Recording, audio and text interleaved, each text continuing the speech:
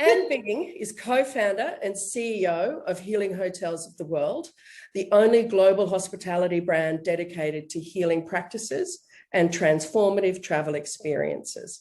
She's also co-founder of the Healing Summit, held each year in Berlin. Welcome to Pure Health Hub, dear Anne. I feel honored to have you with us. Thank you. Wonderful. What an honor. Now, Anne and I, just as a bit of background, Anne and I met about 8 years ago when I was running a global luxury travel trade show here in Sydney. And we've maintained a strong connection since, except maybe it was a little bit one-sided with my stalking. But I think she's sort of been a mentor to me in the healing space. So it's always something that I've had a deep interest in. So it's been a while since we've caught up. And as soon as I conceived Pure Health Hub, I thought of you, and I thought that I wanted to get your wisdom and share it with our audience. So let's get started. Now, that's a heavy warm up, Lindy. That's a heavy warm up. I hope I can deliver. Hey, it's all true. In fact, I had to cut it out. So I was cut it down. Otherwise, we'd have been here all night. Quite a lot of achievements there. So I'm looking forward to sharing those. So Pure Health Hub's adage is own our own health journey. How important is this, and how do we balance the GPs and the holistic practitioners on this journey to holistic health?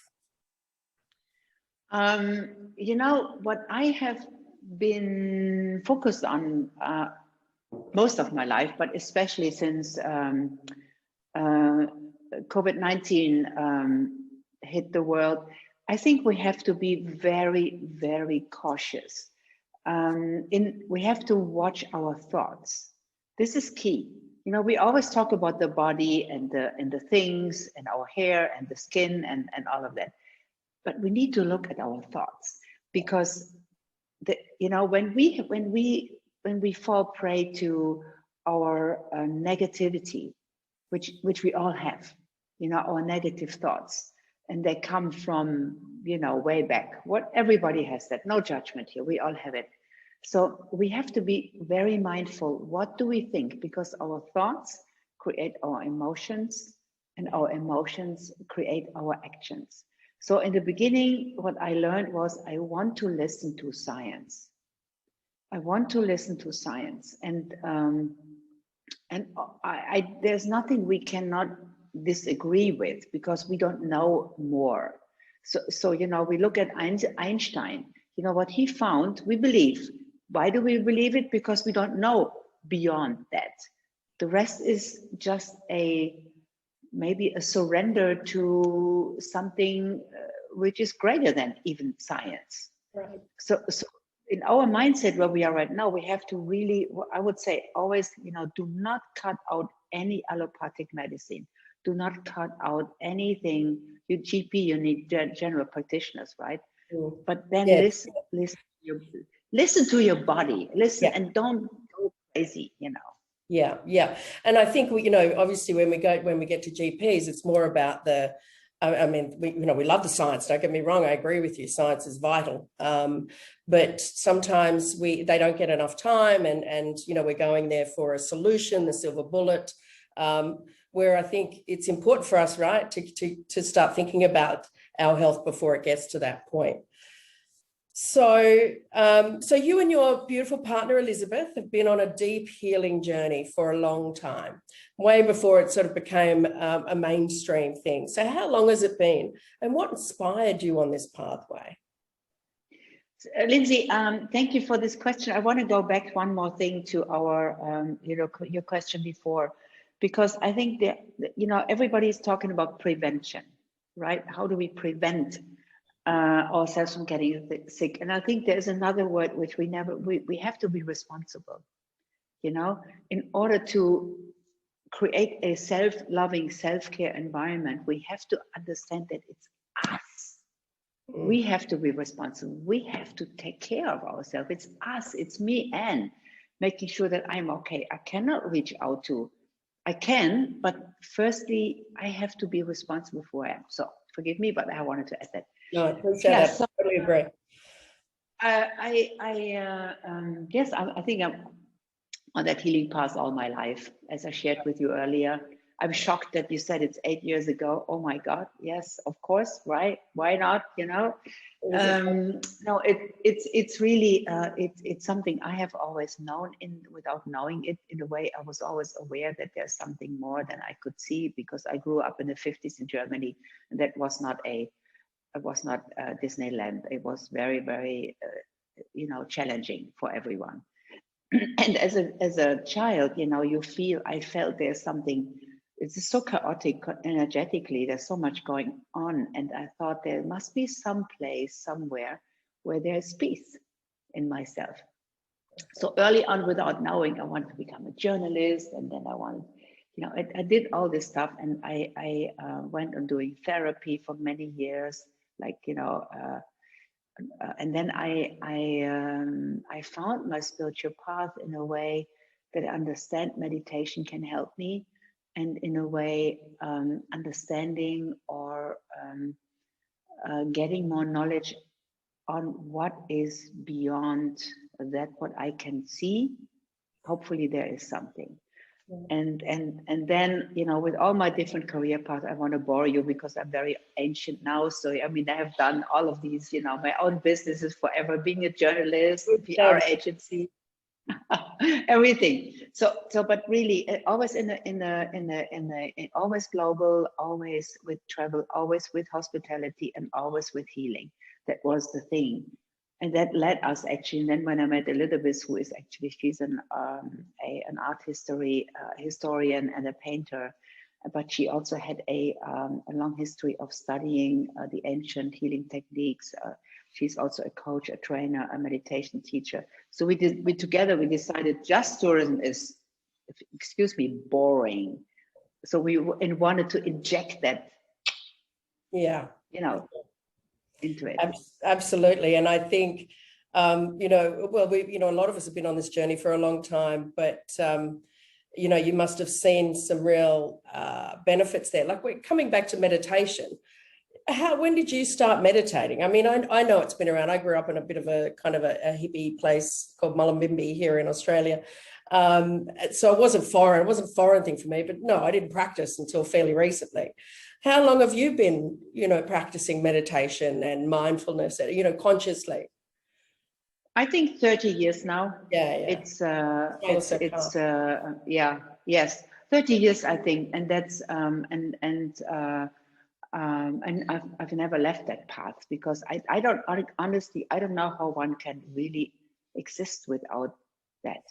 Yeah, it would be very dangerous. Yeah, it's so boring. It's so boring, because I mean, if you take everything you see as reality, how boring is that? It's if you don't understand the beauty of a tree inside, how can you be excited about a tree or the ocean? That's true. That's very. And I should add, since this is an interview in a way, I also, I'm a businesswoman, and I know numbers. I've studied business, I have a degree in business and marketing and so on. So I have these both sides, but I honestly believe that where the world is right now, it's shifting. We all know that, it's shifting. But you asked me anything about benefits. Are you still interested in the benefits of meditation? Of course. Of course. So I think, without being anchored in who you are, and that's what the big self-empowerment, blah, blah, the whole thing, self-empowerment, mindfulness, yes. But what does that mean? I mean, as long as I feel in my heart connection with something that is more than I can see, even feel, normally gives me a beautiful place of, I feel love, I feel compassion for myself, for others. I understand, or I get an idea what things could be. I don't fall prey to my fears so easily. I still do, but not so easily. That's a huge one, isn't it? Yeah. And I'm healthy. I mean, I'm super healthy, and I think that adds to it. Right? You don't age so quickly. Yeah. So we should all be doing it. Exactly. All right. Okay, so I could sit here and chat to you. You know, we talk for hours, but I'll stick to the script. So you've created wildly successful businesses that are designed with one thing in mind: human healing. What have you learned about women's health over that time? Particularly, what are the things that have stood out for you from your customers, you know, the guests that stay in the hotels or part of the summit? What really stands out for you that you've learned about women's health? Beautiful question. I mean, in our healing hotels, in our partner hotels, obviously, I think there's still more women than men. Also, men are coming more and more. I mean, this is another book to write, yeah, to be written, women's health. And why? Because women, especially mothers, still don't know how to take care of themselves. That's the thing. We do not, yeah, we always give, you know, we're the nurturer of the world, blah, blah. Yeah. And we are. I mean, you know, but at the same time, I think what I learned about me as a woman, as a mother, and my own health is that we are more sensitive than we think we are. We take stuff more deep into, as men do, right? We take it more deep. We don't necessarily take so much care of our own mental, emotional, spiritual, bodily health as we should, because we make people. I mean, a woman makes people. We are human. We bring humans to life. Yeah. That's a big job. It's a huge job. Life. We're always in the trenches while they're young and growing up, and we're running businesses and we're working and we're raising them, and we're, you know, so we're always in the trenches, aren't we? So we're really not taking the time. We don't take the time. And what I think is a huge thing, and that is also, especially here, I wouldn't say the West East, that has also changed a bit, but I don't think we love ourselves as much as we should. We don't really respect us. Otherwise, we wouldn't have this stuff. We still, I think 40 years after I started my road as a wild feminist, I still have a t-shirt, wild feminist. I look around and think, no, we discussed this 45 years ago. Yeah. It's what? Okay, anyway, but that's a different story. I know, but I think loving yourself. I mean, and what very practically, you know, we don't have to be more beautiful as we are. This is enough. If you get older, which is a blessing, like me, you know, at one moment you look into the mirror and you think, oh, shoot, you know, that's 30 years ago in my case, or 25, I don't remember. Things are changing. Okay, that's a shock. And then embrace it. And then you get, you know, 10 years later, you get a little more relaxed. And then 10 more years later, you get relaxed and you look into the mirror and you say, not bad, not bad, it's good. But it's amazing how we do this much later, right? Yeah, much later. And that's, you know, because not really always thinking we need to be taller, thinner, more beautiful. This is the killer. This is, I think, our greatest health issue. It's our own inner critic. And that makes us unhealthy. Yeah. I believe it is. Well, it's a very and take it too, isn't it? Yeah. A very insular way. And really, yeah, in embracing ourselves as we are. We're not perfect. Nobody's perfect. You know, and that would be, I think, the greatest healer, you know, self-respect, and really whoever we are, wherever we are, it doesn't matter. Yeah. Self-respect, bottom line, isn't it, really?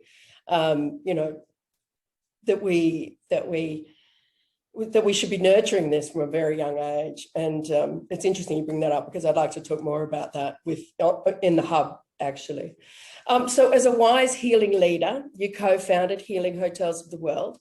What is it that your properties offer that is not offered, or actually that your properties offers particularly for women?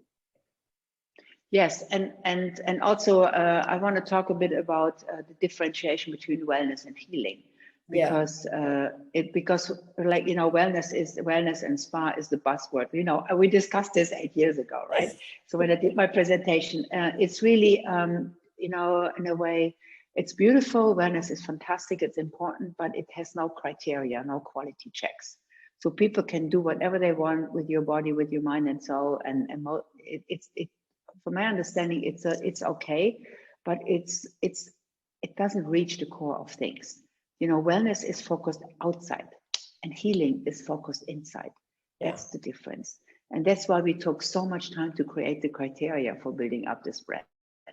You know, so each hotel has to have standards, you know, which are controlled. So what is offered in these hotels, which is different?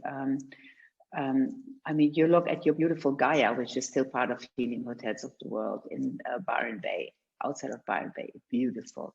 So it's really, people go there for a reason, and that reason is healing. It's not a little bit of, you know, let my, you know, Aussie champagne and spa. Champagne and spa. And I don't think there's anything wrong with that.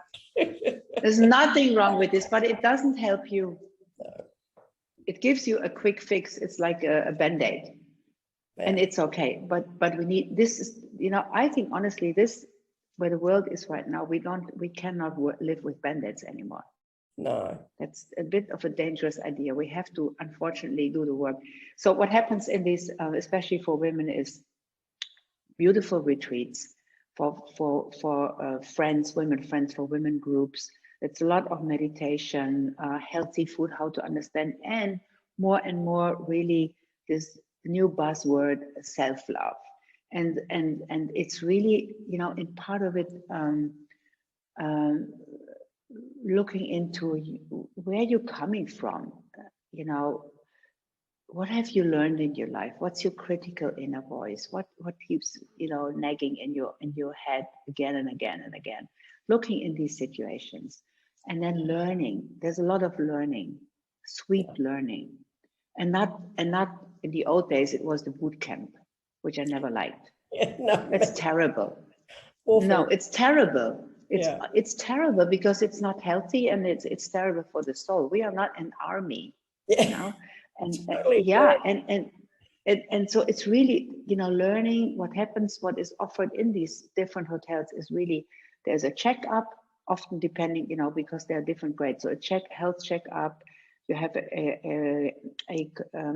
a meeting with somebody who you can talk to about what's your emotional state, you know, what do you consider, what are your energetic blocks, what you feel right now. And you have this consulting discussion with someone, very good. And then this person designs your stay, let's say for a week or for a weekend, and not go for a fast like crazy and then go back to your crazy life. Or you know, run up the beach up and down, and then really tenderness. And that is the new thing, you know, where women and mothers and daughters, a lot happening now. Yeah, right. No, that's good. That's good to say. Yeah, because that can be very healing as well. I think you know, the healing, and so obviously the hotels and the properties are a place where, you know, it's a safe place to start that healing journey, right? If you've got those consultations and things. So a beautiful place to start that journey. So yeah, as we were saying, really, I was just going to go into, there are a lot of wellness retreats popping up all over the world, but I think you've answered that. So we talked about the treatment and program offerings. So tell us a little bit about the Healing Summit then, and what led you to the Healing Summit? And who does it attract in terms of speakers and audience?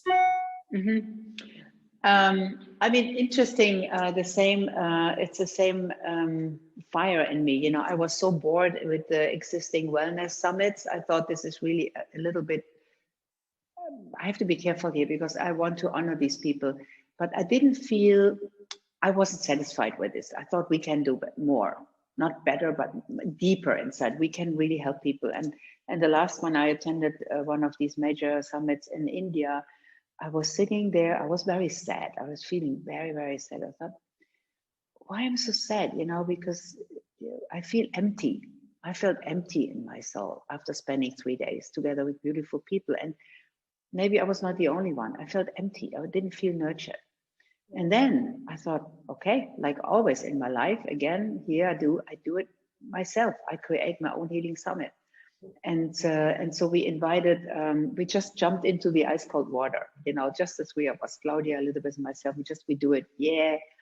And so I have a lot of contacts in the world, always had that over the last, you know, 35 or 40 years. And so we designed a program you know, which was really about bringing in fantastic speakers. I think the first one was only one day, if I remember right. Yeah, but we already had super speakers from Clinton Global Initiative, somebody, Deepak Chopra's teachers, a beautiful shaman from Russia. So really already very detailed, and it was only for one day. So people came from the hospitality industry because they wanted to know what we are doing, from the spa industry. We invited business people because we wanted to wake people up.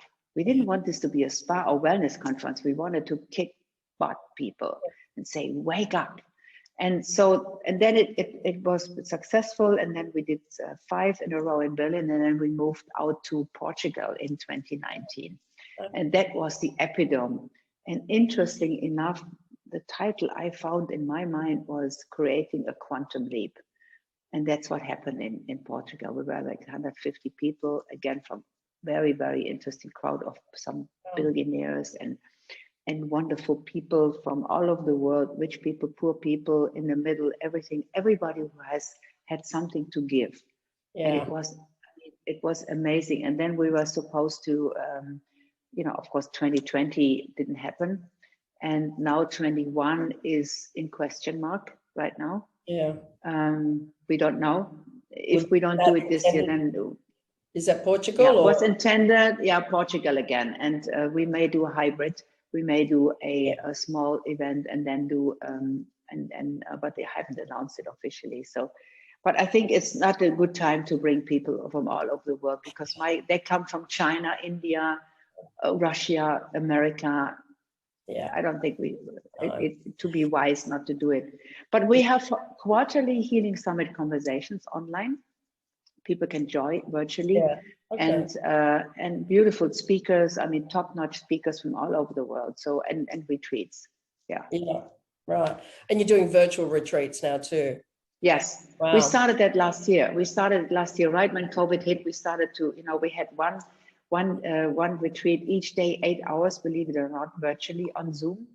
And really? We had beautiful teachers, and it was a retreat, only 16 people, I think, from all over the world, between California and Japan. And we went together to India and learned from my Indian friend Rosie in the village how to cook Indian food together on Zoom. I had lunch together. It was amazing. Okay. So we had several of these retreats, and they will be going throughout the year. Yeah. Yeah. Oh, good. Now, speaking of that, and obviously COVID, tourism and hospitality has taken an enormous hit, absolutely devastating. So what have you done? I mean, we mentioned it before a little bit, but what have you been able to do to pivot the business, and how are the members surviving? Okay, so what we did, we decided to make good use of the time. One thing was we went virtual immediately because I'm used to do virtual things. So we got our teachers together and said, let's just do it. Why not? A week later, we had the first thing. So, but since we, you know, that's when you're old, you have so much experience, or let's say when you're elder, you have done so many things. And so we really, I mean, we are all professionals. So we just had to come together and say, let's do it really. And so we had special retreats for women in Mexico and so on. And then we looked at our hotel, at our own business, knowing that this is going to be tough. So we looked, but then we thought, okay, this is a good time to invest time into refining everything, you know, in refining our relationship with hoteliers, refining our programs. We hired a consultant from the States, a beautiful person who helped us, you know, to shape up our brand. You know, we created a new collection called Urban Healing Hotels. And now we're just going out today with a new, it's called Healing Certified, which is a new logo which hotels receive when they follow our it's a COVID plus healing package, you know. And so we used all the time to create things too. And our members, some of them had fantastic business, like in Malaysia, in the Philippines, the farm was completely full ever since because people stayed. Oh, that's good to hear. Because there's no other place to go, so they stayed. The farm. Yeah, beautiful. Best business year of the year. Yeah. Other ones like the moment our hotels the one in Switzerland, they never closed. They were Well, that's full. great. So yeah, I mean, all our hotels did fantastic, even during the time when they were closed. And the moment they opened, they were booked.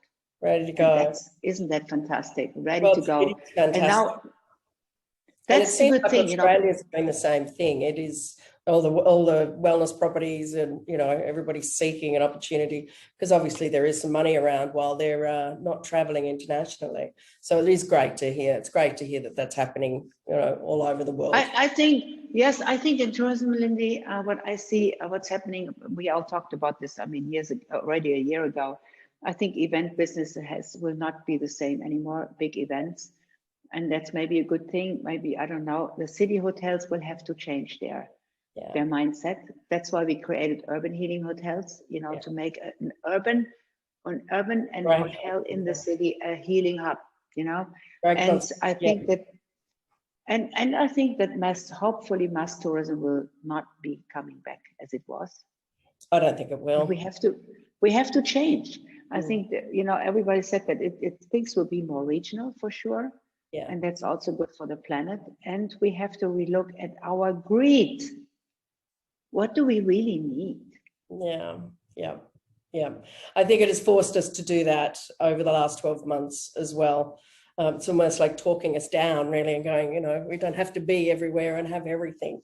And I think, I've spoken to a lot of people and they feel the same way. Everybody was on that treadmill, and certainly I was. So it's been a kind of a healing time, even though a crappy time at the same time. All right, now with so much going on in your life, and I consider you a Zen master. Thank you. Why don't you just share with us your secrets for maintaining a healthy mind and body? We touched on a little bit, but obviously then it maintains a healthy life and relationships. But what are some of those key things? Obviously meditation. What are some other things that it helps you get rid of the monkey mind and the things that are going on around you and the white noise and all of that? I think, I don't know if that's secret, but I think for me, I'm always, I'm trying to be more conscious of who I am, so watching my thoughts, that is key.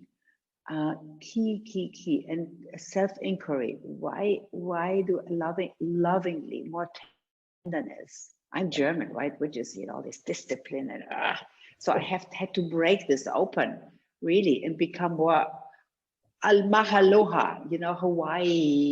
Yes, I feel the same. Really, it's well, hard. I'm European too, right? So I know.